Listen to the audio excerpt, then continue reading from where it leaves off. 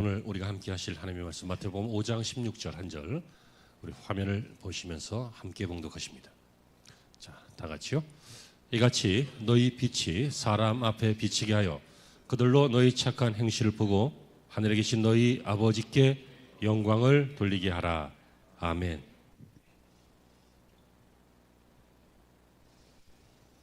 할렐루야. 좋은 아침입니다. 오늘도 하나님의 은혜가 여러분과 함께 하실 줄로 믿습니다. 우리는 살면서 오늘 설교의 제목과 같은 이런 말들을 간혹 듣기도 합니다. 교회 필요 없어, 이런 말입니다. 여러분 들어보셨죠? 어떤 느낌이십니까? 나도 그렇게 생각해. 그런 분은 안 계시겠죠.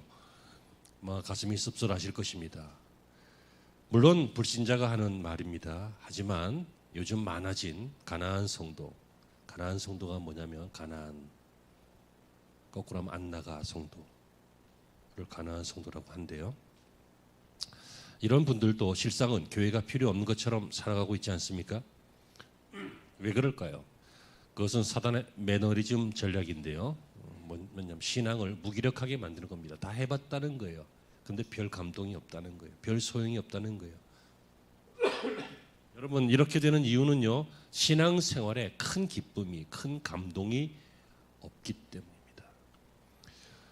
여러분, 감동 정말 중요한 겁니다. 그냥 이거 별것 아닌 것 같은 영상을 보셨습니다. 그냥 힘든 아이, 어려운 아이 치킨을 공급했더니 사람들이 너 잘했다 하면서 격려해주고 박수 쳐주고, 그 얘기죠. 하지만 여러분, 이것이 감동을 주잖아요. 다른 사람들에게 전염도 되잖아요. 여러분, 신앙생활은 감동이 있어야 합니다. 막 감격도 있고 감동도 있고 이런 삶이 우리에게 필요합니다. 왜냐하면 감동은 신앙생활의 연료이기 때문입니다. 연료가 없는데 어떻게 불을 떼겠어요? 연료가 없는데 어떻게 태우겠냐고요. 우리에게 감동이 있어야 신앙생활이 불타오른다고요. 뿐만 아니라 감동은 인생 살맛나게 하는 활력이기도 합니다. 감동은 삶의 아름다움의 한 모습입니다. 삶이 추한 모습도 있지만 아름다운 모습도 분명히 있죠. 그 중에 하나가 감동입니다. 사람만 감동적인 일을 합니다. 물론 가끔 강아지들도 감동적인 일을 합니다. 주인을 구해주고 어떤 개는 불났을 때 털에다 물 묻혀갖고 주인 주변을 다 적셔주고 이런 전설도 있던데, 그런 거에 감동하는 것도 좋겠지만 사람에게 감동 꼭 필요한 거 아니겠습니까? 여러분, 감동은 신앙입니다. 감동할 때 행복하고, 감동할 때 꿈도 생깁니다. 감동할 때 용기도 납니다. 감동할 때 화해도 있고 연합도 있고 용서도 있고 하나가 되기도 합니다. 감동할 때 사람이 움직입니다. 그래서 이 감동이 지금까지 기독교의 역사를 이끌어 왔습니다. 교회에 왔는데 짜증만 나고 실망만 하고 그러면 누가 교회를 다니겠습니까? 왔는데 하나님께 은혜 받아서 감동이 있고 감격이 있고 사람들에게도 본이 되고 도전도 받고 또 감격하고 감동되고 이런 삶이 있어야 이 교회가 유지가 되는 거 아닙니까? 그래서 2000년 동안 교회는 이 감동으로 이끌어져 왔습니다. 그 감동이 무엇입니까? 오늘 설교하려고 하는 내용인데요. 이번 달은 설교가 이렇게 주제별 요점 정리로 하는 거 알고 계시죠? 바로 세 가지입니다. 사랑과 구제와 봉사. 이게 사람을 감동시킵니다. 그런데 여기에 이게 교회의 본질은 아니잖아요. 이거 왜 해요? 복음 전하기 위해서 하는 거잖아요. 그래서 사랑과 구제와 봉사, 이것이 선교와 함께 묶여서 이 네 가지가 교회 안에서 계속 일어나야 할 사랑의 연료요, 감동의 연료인 것입니다. 그런데 이게 다 해본 겁니다. 해봤는데 시들해집니다. 또 그래서 잘 안 합니다. 그러니까 세상 사람들도 야, 교회가 감동도 없냐, 교회가 봉사도 안 하냐, 사랑도 없네, 교회가 구제도 안 하네, 그러면서 교회 필요 없어, 이런 말을 하게 되는 것이죠. 여러분, 우리가 꾸준히 지속적으로 감동될 수 있을 만큼 이 세상을 향해서 사랑을 주고 구제하고 봉사하고 그리고 여기에 덧붙여 선교를 같이 한다면 여러분, 누가 교회 필요 없다고 하겠습니까? 깨달으십니까? 그러므로 여러분, 오늘 내용은 이것입니다. 교회는 필요 없다. 사랑과 구제 그리고 봉사와 선교에 대해서 잠시 보실 텐데요. 저는 감동하며 살다가 감동하며 죽고 싶습니다. 죽을 때도 그냥 죽지 않고 막 감동적으로 죽었으면 좋겠습니다. 무엇인지 구체적으로 생각 안 했으니까 묻지 마십시오. 그랬으면 좋겠습니다. 정말입니다. 근데 여러분들도 신앙생활 하시는 도중에 감격과 감동이 풍성하셨으면 좋겠습니다. 이런 은혜가 있기를 바랍니다. 자, 화면을 보시겠습니다. 그럼 첫 번째, 이 감동에 필요한 요소. 네, 사랑입니다. 사랑. 기독교는 사랑입니다. 그리고 이 사랑은 정말 너무너무 많이 쓰는 말입니다. 보통 우리가 알고 있는 세상의 노래에 뭐 한 8, 90% 정도는 다 이 사랑에 대한 이야기입니다. 이 사랑, 사회적인 의미도 있고 심리적인 의미도 있고 이성적인 의미도 있고 개념적인 의미도 있습니다. 그런데 오늘 우리가 보려고 하는 사랑은 하나님의 사랑, 신앙적인 사랑, 기독교의 사랑, 이 사랑을 보려고 합니다. 여러분, 사랑은 사실은 조건적입니다. 사랑은 사실은 본능적입니다. 나를 사랑하는 사람을 사랑합니다. 그렇죠? 누가 나를 사랑해요, 좋아해요. 그러면 호감이 생겨요. 그리고 자기를 좋아해 주는 사람들을 좋아하게 돼요. 조건적이에요. 우리가 부모, 형제, 자녀, 이 혈적 사랑이라고 하는데 스타오르케라고 하는 이 혈적 간의 사랑.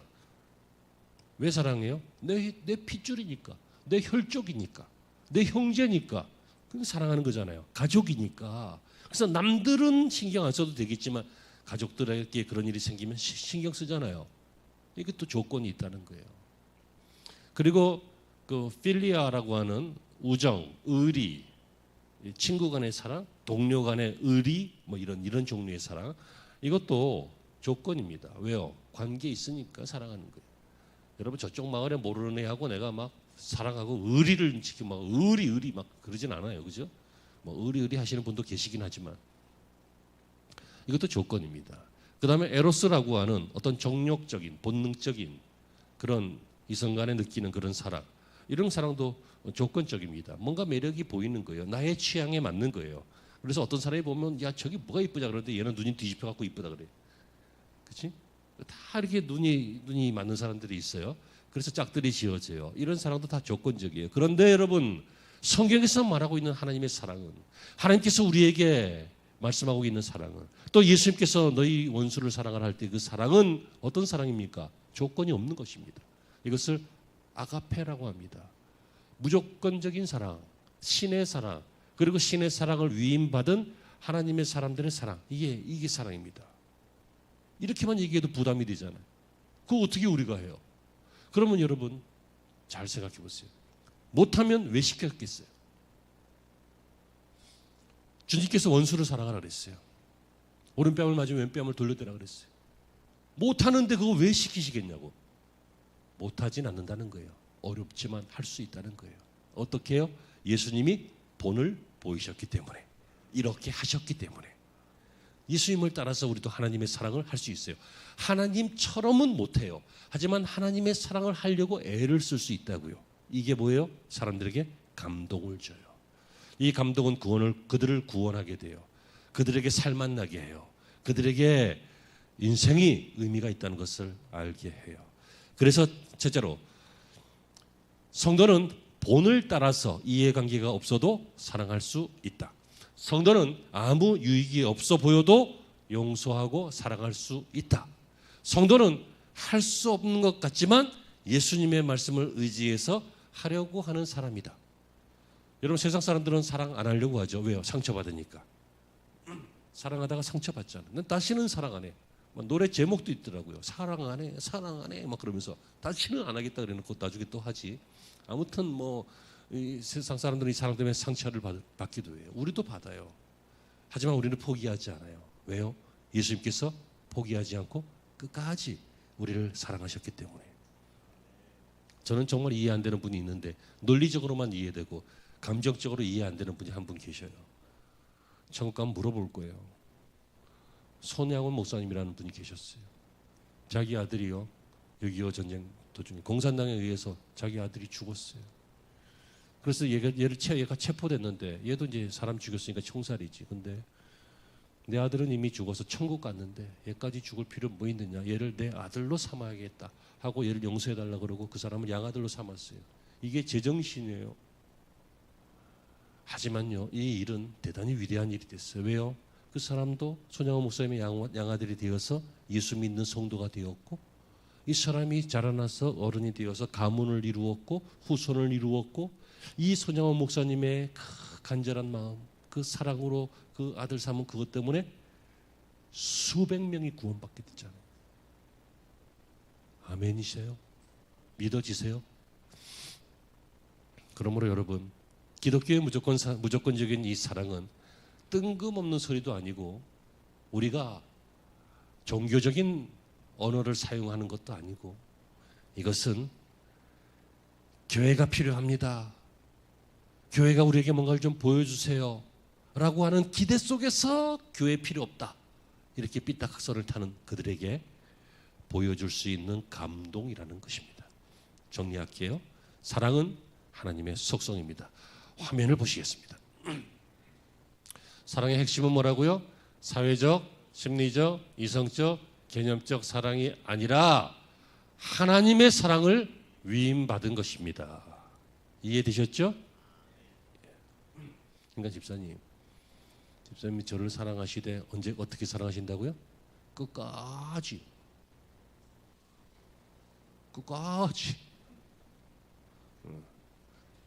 저도 그렇고요. 자, 결론 시작. 사랑은 하나님의 속성입니다. 동시에 교회의 정체성입니다.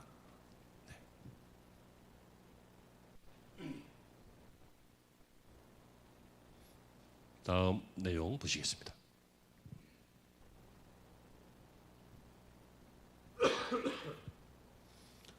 네,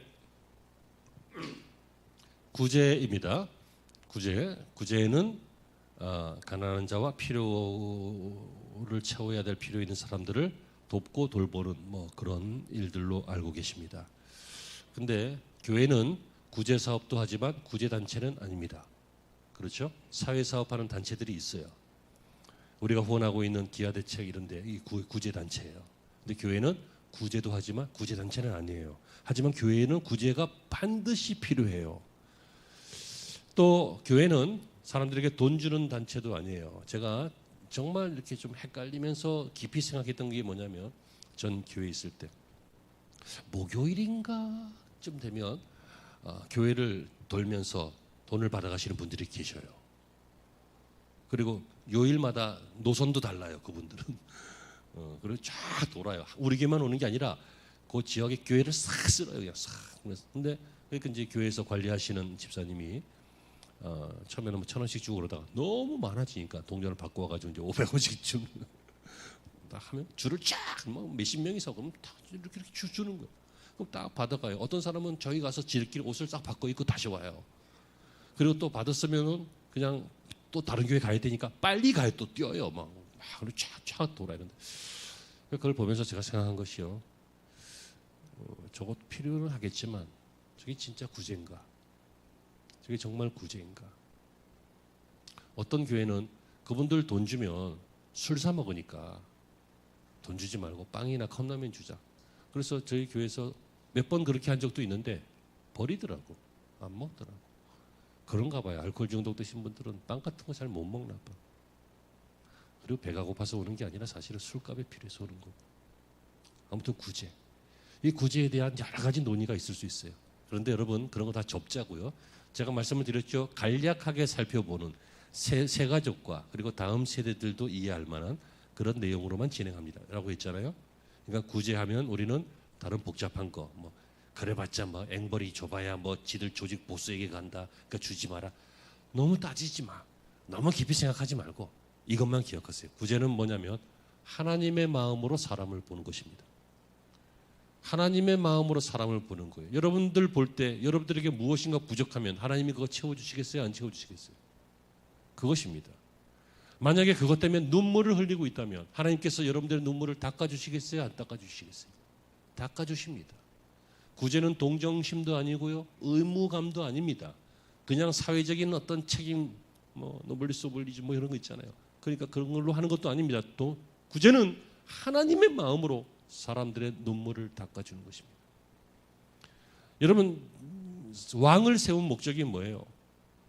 왕이 필요한 이유는요, 다스리고 지배하고 정복하고 군림하려고 왕이 있는 게 아니라 하나님의 마음으로 대신 하나님의 그 통치를 위임받아서 사람들을 돌보는 게 그게 구제예요. 그 지배가 아니라고요, 돌봄이라고요. 여러분, 리더는 높은 사람이 아니에요. 돌보는 사람이에요. 지도자는 높은 데서 군림하는 사람이 아니라, 사탄은 그렇게 가르쳐서 세상에 지금 다 군림하는 사람이 있지만, 원래 진짜 리더는, 왕은 뭐 하는 사람이라고요? 돌보는 사람이에요.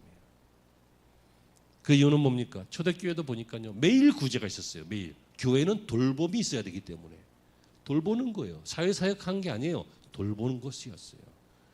그래서 헬라파 여인들 이렇게 돌보고 뭐 이렇게 유대인도 돌보고 그러다 문제가 생기니까 이제 그거를 집사들이 하고 이제 사도들은 복음 전하는 것만 하고 이렇게 나눠지고 그랬잖아요. 처음 들어보는 얘기예요. 아니, 시간이 많이 가면 안 될 텐데. 아무튼 그래요. 그리고 실제적으로 현실적으로 인류의 역사는 반드시 잘 들어요. 열등한 사람이 아니라 열등한 입장에 빠진 사람들이 존재했어요. 사람은요, 좀 모자라도, 좀 부족해도, 좀 가난해도, 좀 무식해도, 좀 장애가 있어도 열등한 사람이라고는 없는 거예요. 여러분, 기본적인 인간관이에요. 사람은 열등하지 않아요. 다른 사람보다 열등한 입장에 처해질 때는 있어요.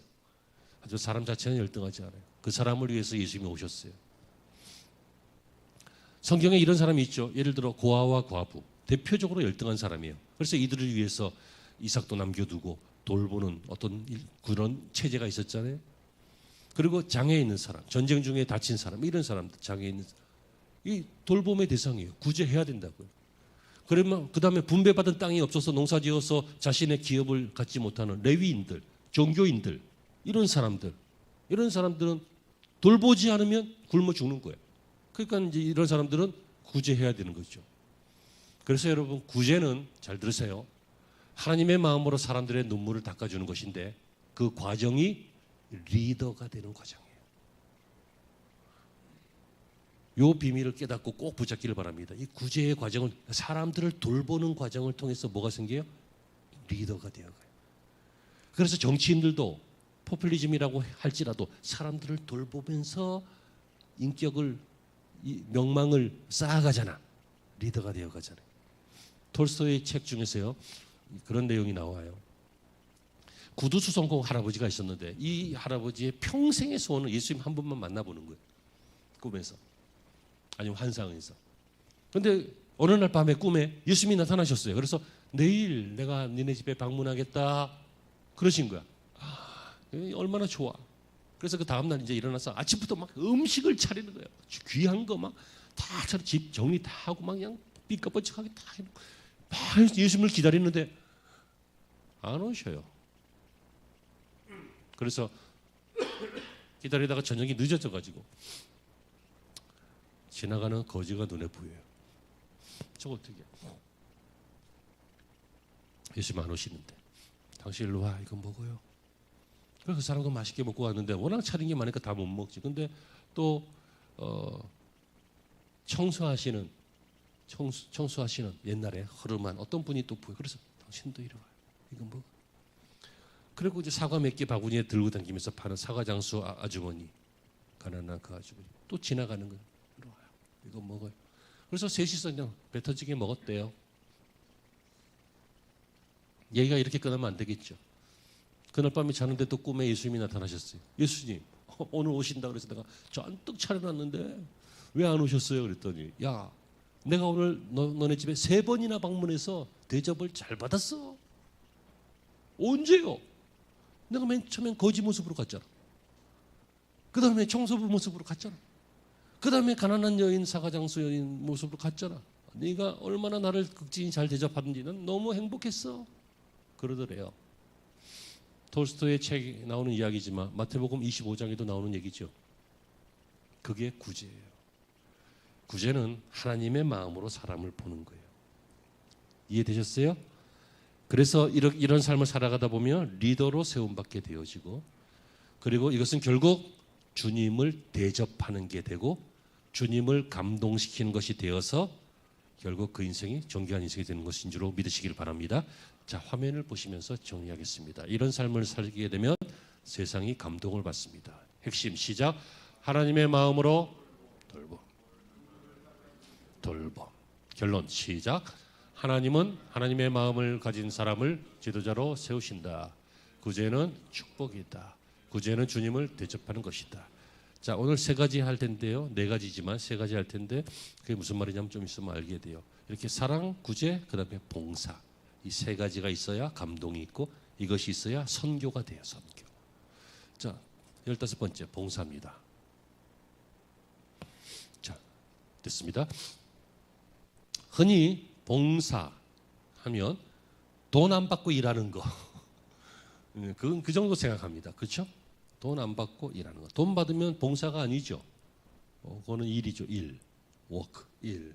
근데 봉사라고 하는데요. 기독교적 봉사의 개념부터 말씀드릴게요. 봉사는 자신의 것을 내려놓는 겸손 훈련이에요.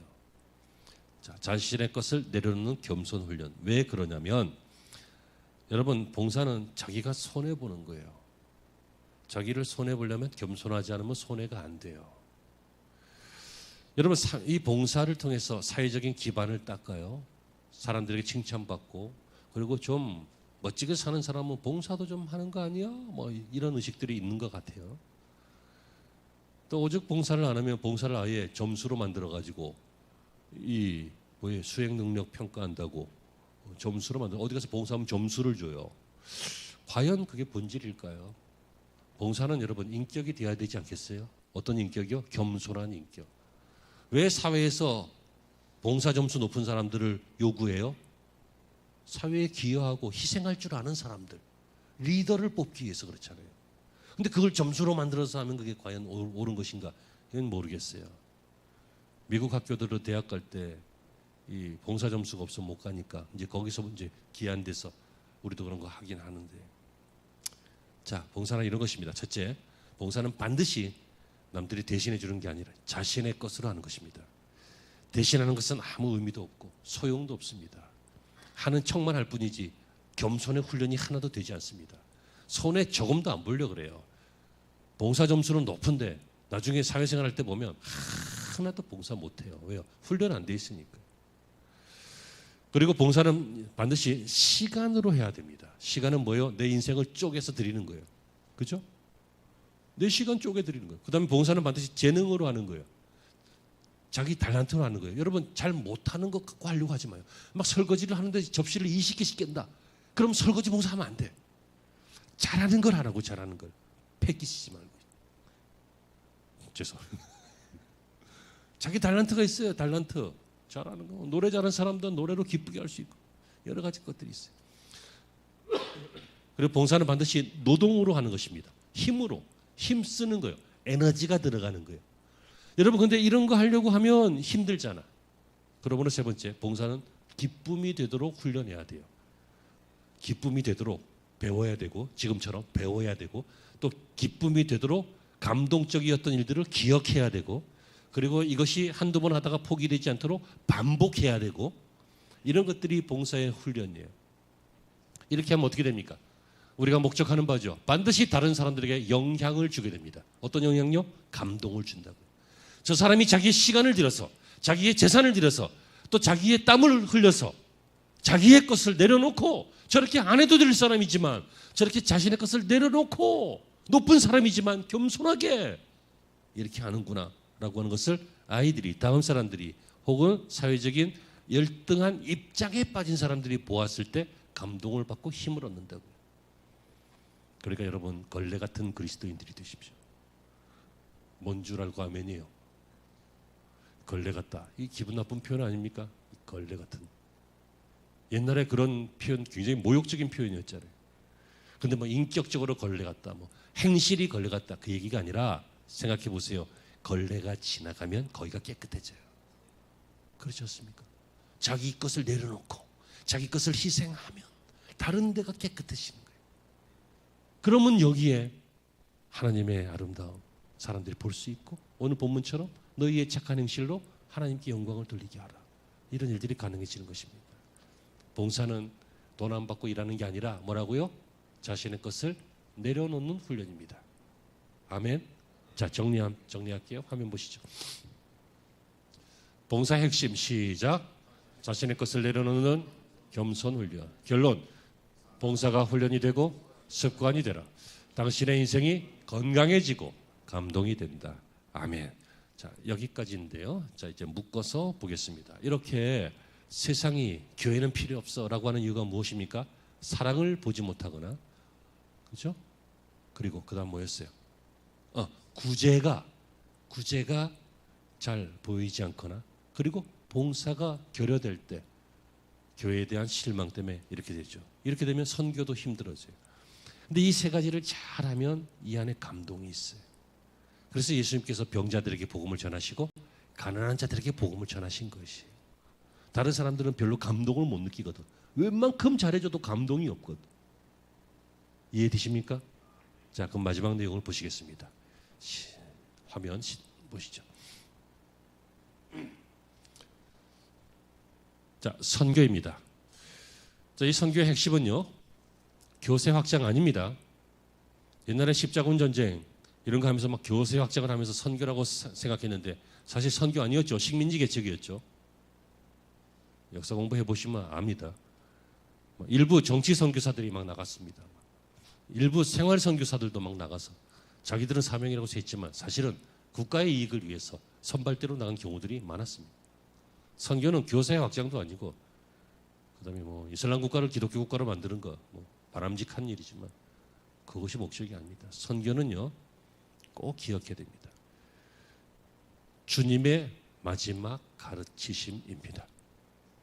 사도행전 1장 8절입니다. 그리고 1장 9절에 이 말씀을 하시고 부활한 승천하셨습니다. 주님의 마지막 말씀입니다. 오직 성령이 너희에게 임하시면 너희가 권능을 받고 유대와 예루살렘과 유대와 사마리아와 땅끝까지 이르러 내 증인이 되리라. 주님이 그 말씀 하시고 그리고 9절에 승천하셨습니다.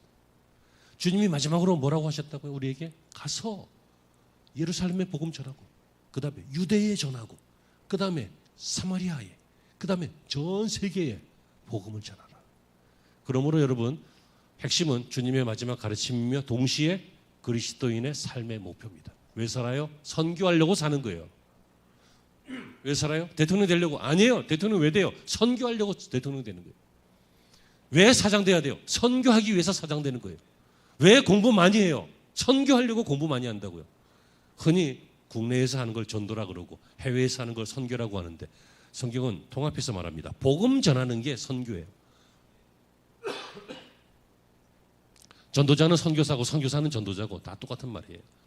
근데 구분했으니까 뭐 구분해서 쓰긴 하지만, 자, 설명은 이렇습니다.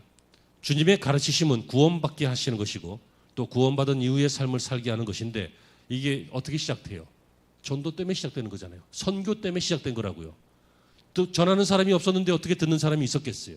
우리가 구원받는 것은 누군가가 전도했기 때문에, 선교했기 때문이에요. 아멘이십니까? 그리고 이걸로 계속해서 진행되는 거예요. 선교는 결국 모든 과정의 최고의 가치를 지니는 거예요. 알고 보면 그 모든 것들의 궁극적인 목표는 영혼 구원이에요. 그리고 영혼 구원하는 그 행위가 주님의 마지막 부탁인 선교예요.